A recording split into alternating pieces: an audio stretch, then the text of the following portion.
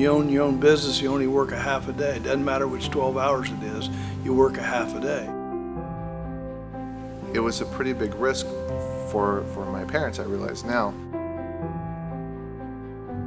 Being a family business, it's just not your 9-to-5 job. It really doesn't end. When you close the door, it doesn't end. It filters into your life at all times.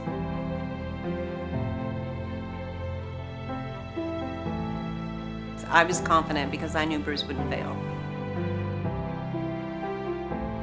It's hard for me to remember what it was like not being a part of the family business.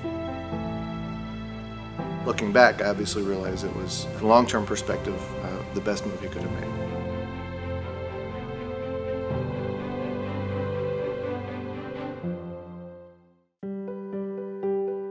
One day I'm sitting in Lowell, Arkansas at that J.B. Hunt office, and one of their guys looked at me and goes, "Why don't you quit Purkey and move to Arkansas?"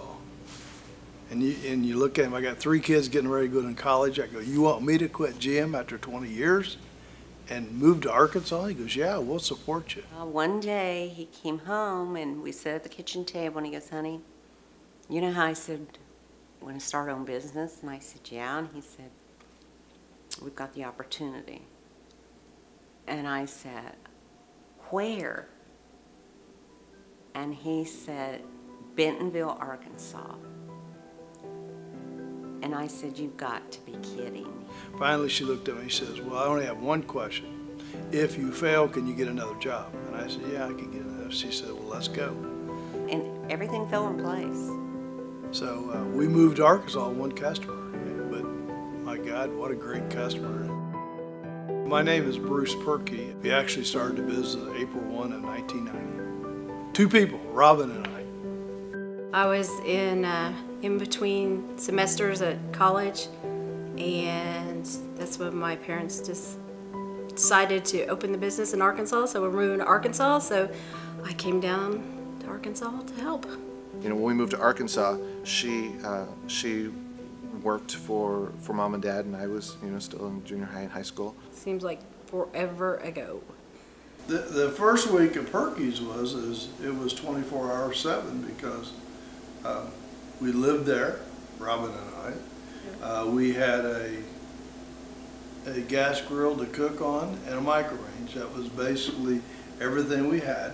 And a refrigerator that shocked you every time you opened it. it. Yeah, you had to wear shoes or it'll shock you.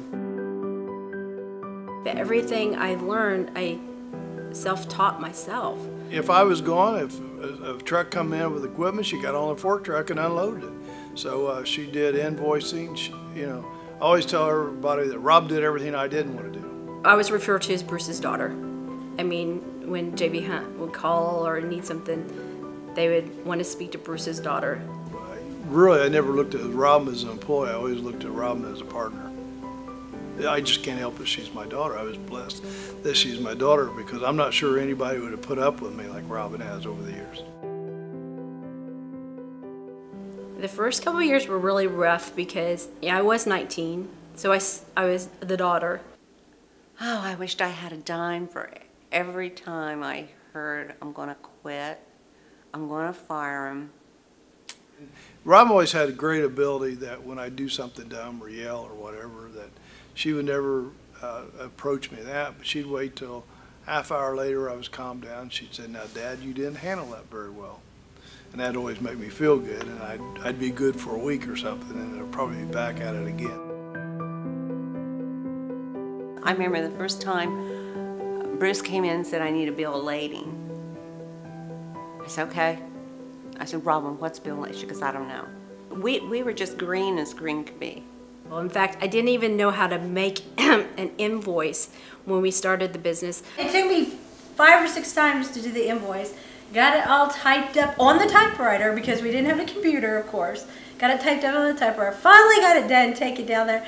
And he calls, he said, "Robin, this invoice looks very nice." He said, "But you didn't charge me sales tax." When you have no business experience, which we had no business experience when we moved to Arkansas, we had lots of product, knew the product, but had no business experience. That's one of the things of being in a family business is we all knew that when something has to be done, we all have to help out and figure out how to get it done and just get it done. We all had to sacrifice. When I started in 2010, there were 13 employees, and now we're over 60.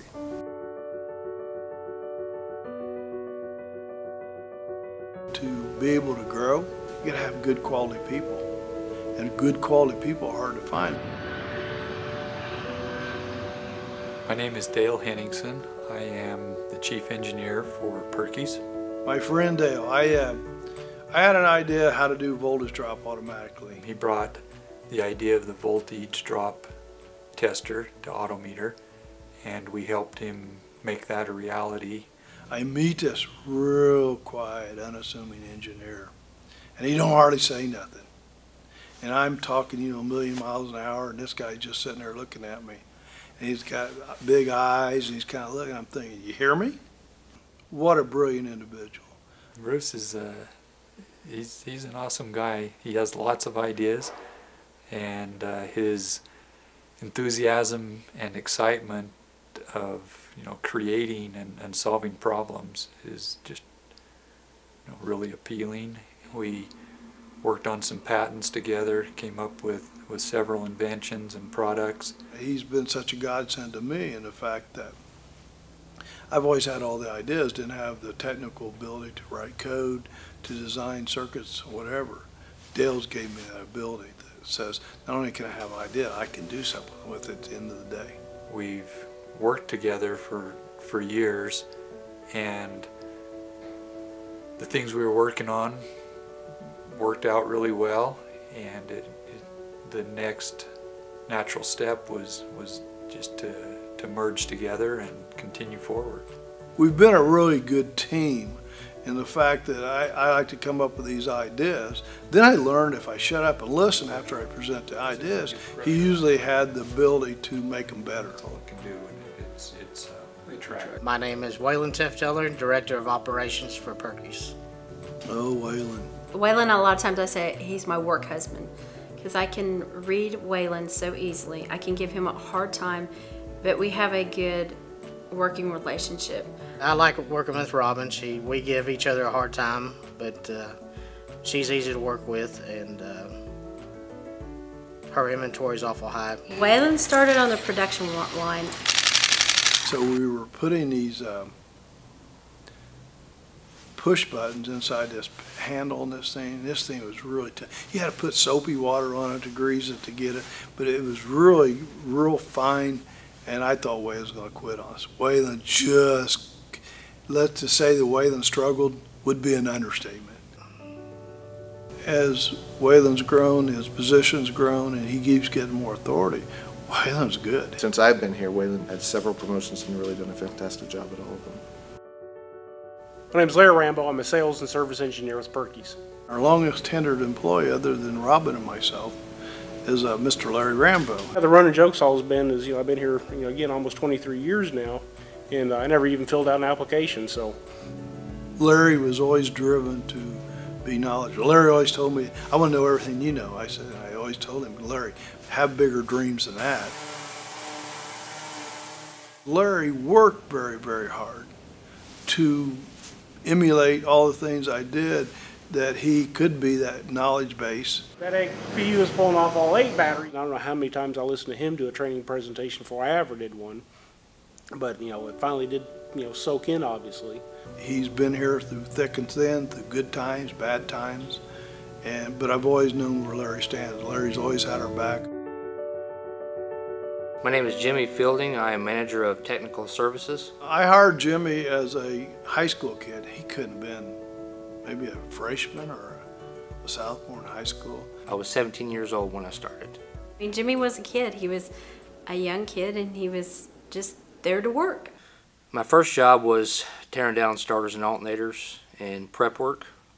The thing that always impressed me was I had to tell him once. I got it, Bruce. Working for Bruce back in the day was an adventure. When he wanted things, he wanted them done, right away, and I listened to him, and I've learned a lot from him. There's a lot of the kids I'd have to go check to see if I did what I said. Never Jimmy. He's kind of progressed up the ladder since that. Always tell everybody is, God, if I could ever figure out how to unscrew your ears and take the top of your head off and pour all that information in, wouldn't that be wonderful? But it doesn't work that way. All you can ever do is teach people. In this particular case, you could either charge off the stinger cord. He's a very good trainer, but then he's got so much knowledge he's hard to keep up with sometimes. Bruce has taught me a lot over the years, and he's taught me not to assume people know what you're saying and follow up on everything. Both Jimmy and Larry, as you taught them over the years, and a lot of them, they were very self-starters, so, you know, I taught them different things. Larry was more out on the vehicles doing that kind of stuff. Jimmy was more in the shop. I like to think I put out the effort to be noticed. They both have a real good ability to learn, and they were both driven to learn. Now we're going to check a shorted coil. I must have done something right, and Bruce must have done something right, that we've been together for almost 23 years. Not just as employee-employer, but as friends and family. Really, I can't remember Purkeys without Larry. They have been part of the business so long that it's just normal for me to think of them as an extended family. 5 years ago, Justin had a break and he was running his own consulting business, and he'd come back and say, he'd do some consulting work for us. The worst case, this is another consulting job. I come and I see where I can help, I help out, and then I go back to my life in Washington and continue to do the consulting there. Or it could be something much longer term, and that's what ended up happening. Justin has such a strong background in his field, in education and finance, that I knew he had a lot to bring to the business, our company, to help it grow. I wanted nothing to do with this business. Because when I was very young, in summers my dad made me work, and I hated every second of it. I think sometimes you have to be smart enough to recognize potential and put the energies in to do what we have. And we've done that the last 5 years. The plan was to just observe for a while and to see what was working, what wasn't working. Justin basically came to us with ideas. If you did this, if you did that, you could cut out this. I mean, he's the one that came with the ideas and got but at the same time, he came up with them, but then it was like, okay, how are we going to do that? I was doing all these functions to the best of my ability, but they weren't at 100% because I was spread so thin. When I came back in 2010 and I saw sort of the state of operations, I saw there were a lot of overworked people in the office, and I saw that my mom was hanging out at home. So I said, hey, we need some help. We can't afford a lot more help right now, so you need to come in and help out. Oprah was off the air. I didn't have anything to do, and they needed me in the office. So that's when I went back. It was actually a relief. It really was to have when he came aboard, because he helped put some policies and procedures in place that I didn't have time to, I didn't have the experience to do, because all I've known is working for this business. And again, everything I've done has been self-taught. So where Justin has had the experience in working at big corporations and outside world, I haven't. All I know is what my dad has taught me and what I've taught myself and what I've learned from vendors and customers. 2 years ago, I made him the CEO. I didn't make him the CEO. He earned the right to be CEO. My dad's never asked me for anything. This is the first time my dad asked me for something. Justin loves numbers and all of his figures. And I seen a report from him the other day that in the 5 years he's been, our business has grown 179% in 5 years.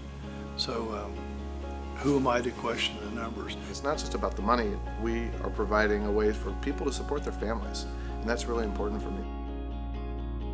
I love it. Everybody's cool, laid back. I'm now actually at the age that Bruce was when I first came to work for him. They prefer to promote within if possible, and that's good for everybody. I think this is the place for me. I think there's a lot of opportunities before us. We're constantly coming up with new ideas. We're getting suggestions and input from customers. New technology is coming about. We're inventing and developing new things. So the future is very promising and exciting. Start the truck, please. We're in this for the long haul. It's like to the stage now where your child goes off to college and they're spreading their wings on their own, and that's sort of how it is now. And now we're just taking off in a whole different direction. I never imagined, I never thought we'd get to this point. I am very proud of what my family and I have accomplished. You know, I guess one of the first accomplishments is we've been here 25 years, and we still have, you know, JB Hunt's still our number one customer. If it weren't for Bruce, we wouldn't have this company. This company wouldn't be here. I love what I do, but at the end of the day, you're doing it for your family. The only reason people listen to us is because of the Purkey name, and Bruce built that. My dad has worked really hard to make a name for himself in this industry, and I hope that our business is an extension of his legacy.